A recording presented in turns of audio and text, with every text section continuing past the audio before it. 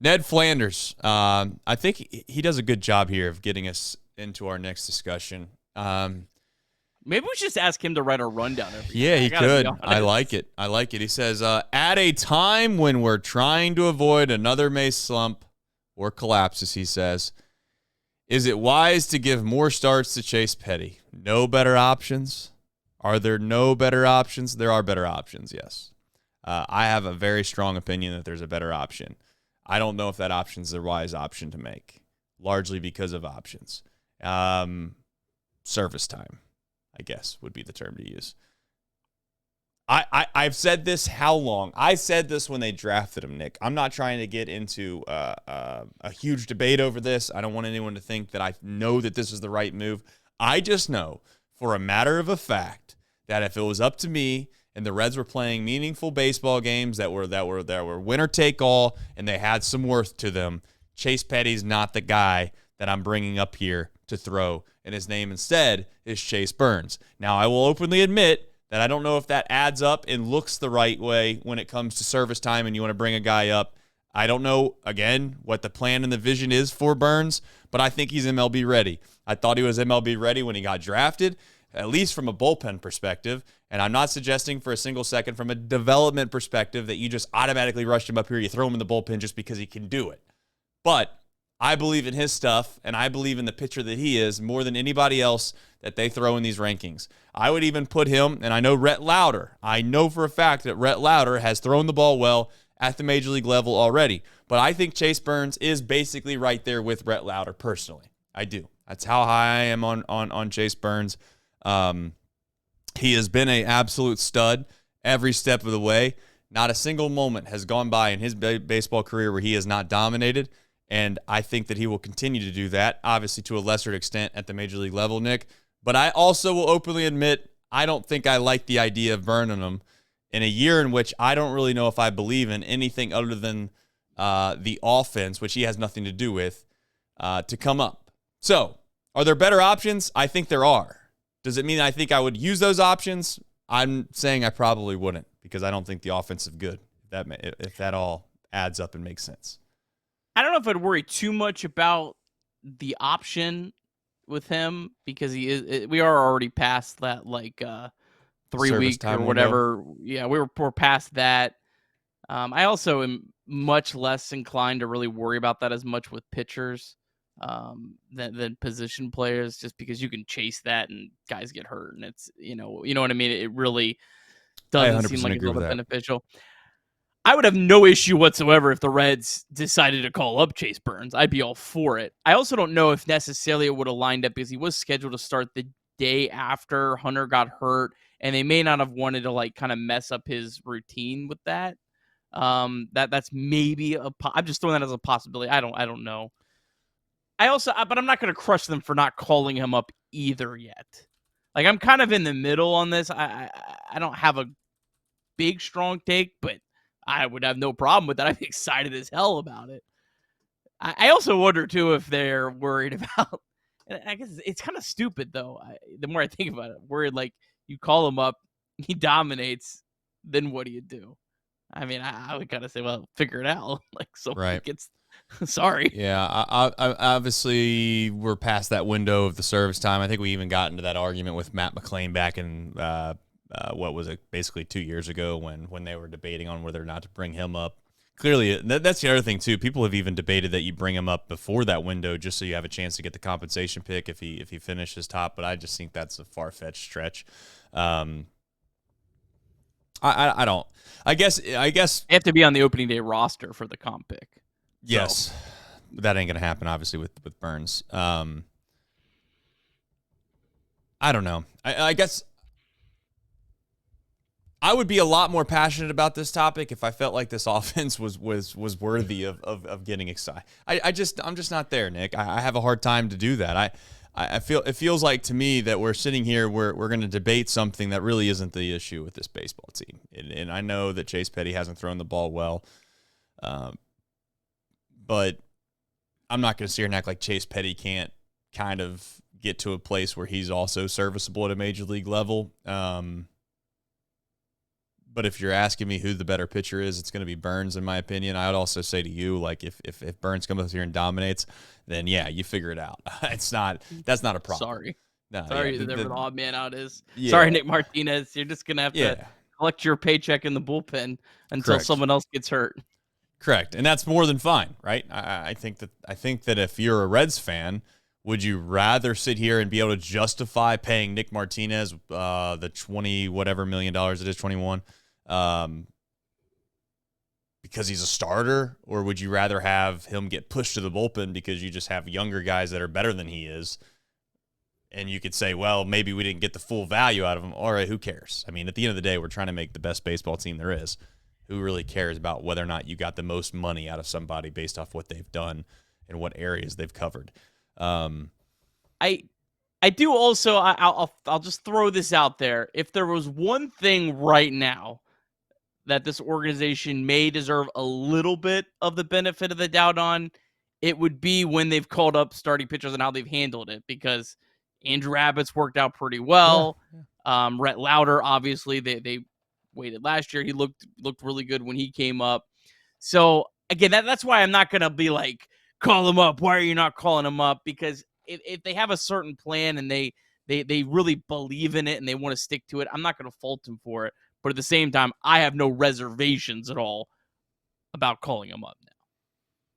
Yeah, I'd call him up then at this point.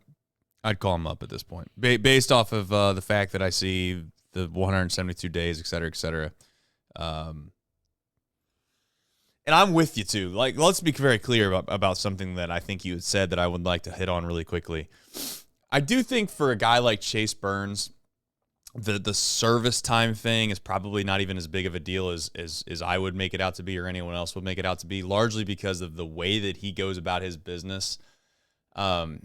There's a shelf life there. I'm not trying to be overly pessimistic. I'm not trying to wish it upon anybody. I'm just saying, like, let's look at the facts. Let's look around Major League Baseball. Let's use our brain and let's ask ourselves, how many times does these guys go without having any issues at all over an extended period of time that throw the way that this person throws? And the truth is it's not going to be the time frame that you'd like it to be. It's going to be shorter than that. So very much like at least in my opinion, I don't want to make it sound like too overly ridiculous, but there's a ticking time frame here that probably is going to wind up having some semblance of an issue at some point when you throw the ball that damn hard. Use them. I'd rather him put in innings for the Cincinnati Reds and have him dominate with the Cincinnati Reds than to sit here and be careful and him dominate for the lookouts or the bats. So whether or not he's ready or not, I'll leave it up to them, Nick. They have had some success with younger pitchers before, but I really do feel, as I've said before, that he's probably somebody that I would lean on in a big, big spot before any of these other younger kind of guys. And I would put Lauder right there with him. I really would. Doesn't mean Lauder doesn't deserve another chance just because he got hurt. Clearly, he's going to get that chance, and he's been incredible when he was here. But I still will openly say, we'll see if I'm right or wrong, I still think Burns is better. I just do. And I know also, can I point up one other thing? Like, I know that there's we get some crazy, trying to be nice, we get some crazy thoughts sometimes with what we do. People send messages on kind of X, and, you know, the fact that these guys drafted Burns second overall, and they have an offensive situation or a lack of offense as we've seen it, just because the Reds would have gone out and gotten a hitter in that spot wouldn't have fixed anything. Also, everybody always wants to use guys that have been unbelievably successful in the big leagues on who they would have drafted. Really? Are we going to go down that path? Because we all know that Charlie Condon was the guy that was supposed to be picked, Nick. Like, do you need me to read the stats? If you want to read them, you can. But before you read them, let me say this. Let's not use Cags. Let's not use Langford. Let's stop. Let's not use these guys that are 100% successful in the Major League Baseball right now because you can say, well, they should have gotten a guy like that. That's easy to do. What you don't want to say is that Charlie, is it Condon, I think, Charlie Condon, condone, whatever, however the hell you say it, the kid out of Georgia that obviously was supposed to be the number 2 pick, was possibly going to be a number 1 pick, blah, blah, blah, blah, blah. Bazana obviously was the number 1 pick, and then they had an opportunity to take Condon, and they didn't. They took Burns. And everybody wants to say, well, they should have got a hitter. Nobody wants to bring up Charlie Condon. Charlie Condon was the pick for the Reds. So this is Charlie Condon. Nick, go ahead. He has played in 31 minor league games, hitting 188, 258 on base percentage, 282 slugging. It's a 540 OPS. And Travis Bazana, who I again, both of these guys still have plenty of time, but they're not going to be helping a big league team anytime soon either. Correct. Bazana hitting so far in 58 games, 244, 356 on base percentage, 769 OPS. He has not gone above Double-A. Condon has not gone above High-A yet. I just draft the best player every time. Everyone always wants to point to the guy who's already in the big leagues and is already having success, but they don't want to say this is who the Reds would have picked. All the Reds draft dudes were against those guys too. They were like, they were like, don't draft this guy. This guy's terrible. Like, yeah, no. And that's my point. Now you're going to say, well, now do Cags. Now Sean Connor, Nick Kurtz is already in the big leagues. Okay, yeah. I mean, yeah, it's really easy to do that when they're already there and having success. Like, it's really easy to do that. But they chose Chase Burns. Point is like you're choosing and picking your fights after you've already seen the result. I mean, you're picking up yesterday's newspaper and you're saying about, like, look at the parlay you should have taken. I mean, yeah. And Chase Burns has been really damn good, too. Like, as good as you possibly could have really hoped for to this point. Like, come on, what are we doing? Yeah, it feels like you have a 10-leg parlay that you should have never taken, and you got 9 legs that hit, Nick, and you're watching the last leg in, like, the second half, and some kid walks up to you and was like, and you're getting ready to lose the last leg, and then some kid's like, hey, you should have picked them. Of course they were going to win. You should have picked them. It's like, okay, kid. Like, what about drafted Mike? We should crush the Reds every day because they didn't draft Mike Trout. Like, even though the Angels passed on him with their first pick that year. Yeah, it's just, I'm not trying to defend the organization and saying that they deserve every bit of grace. This franchise has not been good for a long time. No one needs to say that. We all know it.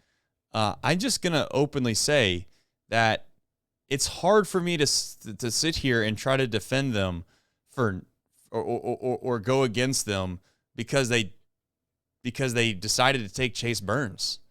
Like, I guess here okay. If we are trying to fix the major league problems by top draft picks from last year and maybe even the year before, and I would even say even 3 years before that, then you have a real problem. You have a problem that started 5 years ago. You have a problem that started 6, 7, 8 years ago. You can't try to sit here and say, well, let's fix all the problems from last year's draft picks. That's not how this works. Like that's what bad organizations do.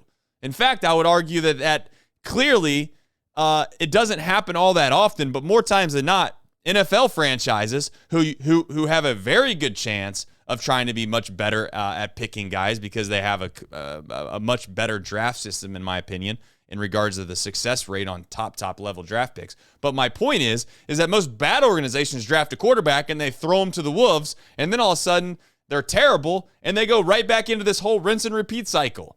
It's like, we might be a bad organization, but I'm not going to sit here and be convinced that we're a bad organization because we didn't take a hitter in last year's draft to fix this offense that currently has Santiago Espinal, Trevino, and I guess now Connor Joe.